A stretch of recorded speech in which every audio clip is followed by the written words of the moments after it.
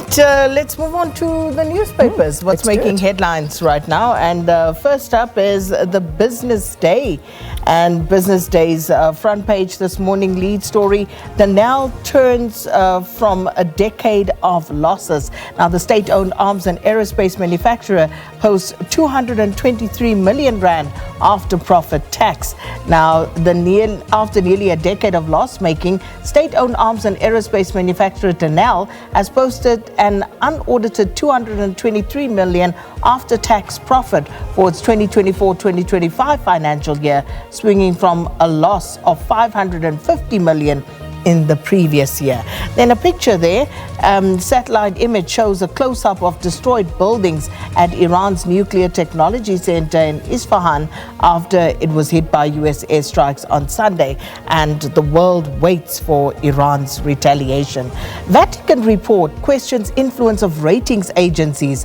A report commissioned by the late Pope Francis has called for the reform of private credit ratings agencies, saying that they exert outsized influence on sovereign debt dynamics. Interesting, that one. That again, Pope Francis and his legacy. Oh, love it. Absolutely love it. All right, let's move on to the Star now. The Star, SA takes bold step for peace amid amid rising Jewish-Muslim tensions.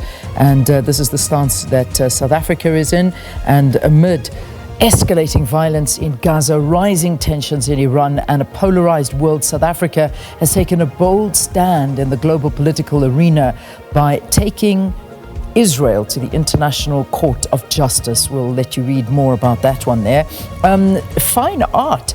Isaac Chikwadu, I beg your pardon, showcases his artwork at the Durban Flea Market, attracting significant public interest for home interior decoration. Beautiful works there, lovely, very well done to him.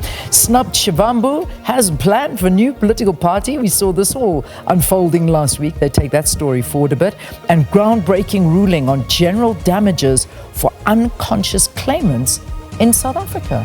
There's an interesting story to read. All right, that's it. That's where I'll leave the Star for today. All right. The Citizen going with a finance sector's 328 million rand ripoff. Now, from banks to insurance industry, consumers are cheated out of 1 million rand per day. And that's data from the National Financial Ombud Scheme shows. And it handled an impressive 35,855 complaints and recovered nearly 300 million rand from insurance companies alone.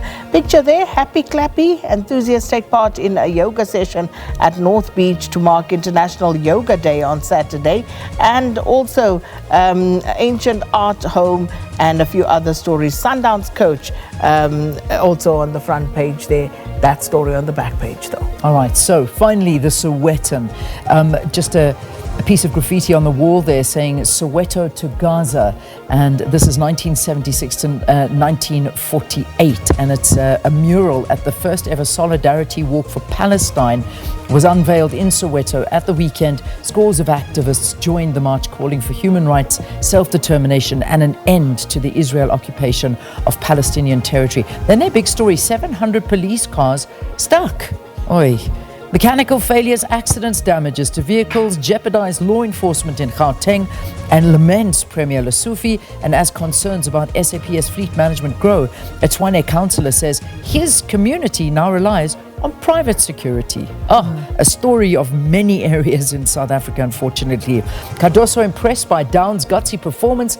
Gambling does not pay back in the long run. And finally, Hawks must undergo integrity tests, and that is the Sowetan. Yeah, not forgetting SABC, www.sabcnews.com, and of course the SABC Plus app as well. And this is where you can follow the stories being covered by SABC News. At 7 o'clock, here's Leanne with your latest news.